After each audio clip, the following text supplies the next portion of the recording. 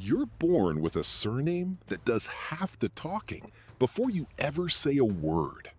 3 centuries of history, 5 cities, and one of the most recognized names in finance, all attached to a kid in a stroller.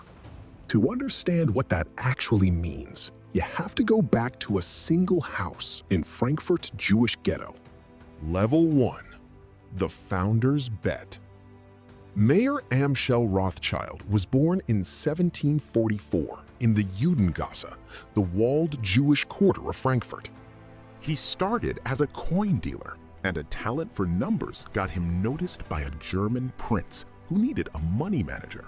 Mayer had 5 sons, and instead of keeping them close, he sent 4 of them away to 4 different cities: Frankfurt, London, Paris, Vienna, and Naples. 5 brothers, 5 capitals, 1 family ledger running underneath all of it. The family crest still shows a fist holding 5 arrows, 1 for each son, a line taken straight from an old psalm.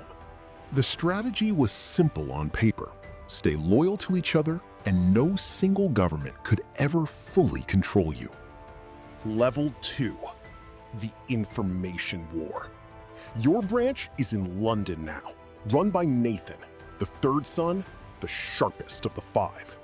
While everyone else waited for newspapers, Nathan built his own network of couriers, ships, and carrier pigeons across Europe. During the Napoleonic Wars, that network meant Nathan often knew what happened on a battlefield before the British government did.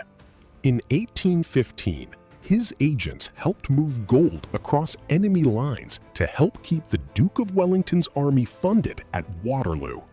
Years later, when a sudden cash crunch threatened to collapse the Bank of England itself, your family's bank supplied the coin to stop it. You're not just a banker anymore. You're quietly becoming one of the few private institutions European governments can't function without. Level 3. The price of being visible. Being this useful to kings and prime ministers doesn't make you accepted. It makes you watched. Your family is Jewish in a Europe that still legally bars Jews from holding office in most of the countries you operate in. Lionel de Rothschild gets elected to the British Parliament 4 separate times before the law finally lets him take his seat. The same visibility that builds the fortune builds something darker underneath it. Rumors about secret influence that have nothing to do with the actual ledgers. By the 20th century, those rumors get repurposed into one of the most reused conspiracy theories in modern history. Level 4. The generation that lost everything. It's 1938, and Nazi Germany has just annexed Austria. Within days, the Vienna House, one of the original 5 branches, is seized entirely by the state. A member of the family is detained by the Gestapo and only released after a massive ransom is paid to let him leave the country. In Paris, the Vichy government strips the French branch away too, only restoring it after the Allies retake the country in 1944. The myth says your family secretly controls governments. The actual record shows a government that destroyed an entire branch of it in under a week. Level 5. The long decline of centralized power. The single shared ledger binding 5 brothers together had stopped working decades before the Nazis ever showed up. National tax systems forced every country's branch to keep its own separate books, breaking apart the one family, one balance sheet structure for good. The German branch closes for good in 1901, with no male heir left to run it. In 1981, the French government nationalizes the Paris Bank outright, part of a broader wave of nationalizations under a new president. By the time you're born into this family in the modern era, the version of it people imagine has already been gone for nearly a century. Level 6. What's actually left. In 2003, the British and French banking houses merged back together for the first time in nearly 200 years.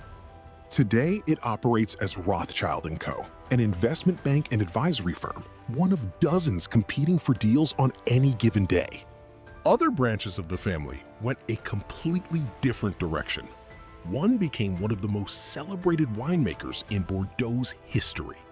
There are now hundreds of descendants spread across finance, conservation, horticulture, and the arts, with no single shared fortune holding them together anymore. You inherit a name with enormous weight, and depending on which branch you're actually from, a bank account that may not match the legend at all. Here's the part almost nobody mentions.